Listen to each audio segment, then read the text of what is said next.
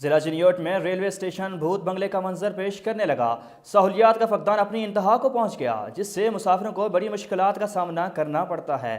مزید دیکھتے ہیں اورنگزیب خاکی کی اس رپورٹ میں۔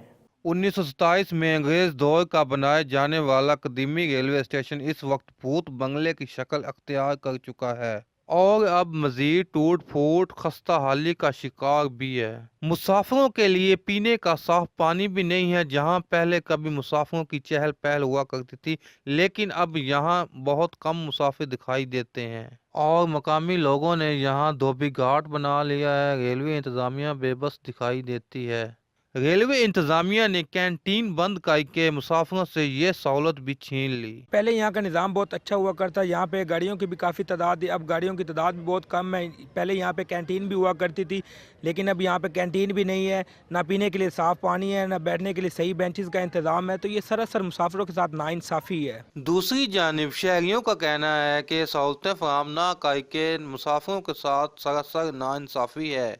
یہ واقعی بہت قدیمی ریلوے اسٹیشن ہے اور اس کی حالت بہت زیادہ خراب ہو چکی ہے۔ ہمارا وزیر ریلوے سے مطالبہ ہے کہ فی الفور اس کی مرمت کروائی جائے تاکہ آنے والے مسافروں کو مشکلات کا سامنا نہ کرنا پڑے۔ بنیادی سہولتیں نہ ہونے کی وجہ سے اب یہاں مسافر بہت کم دکھائی دیتے ہیں۔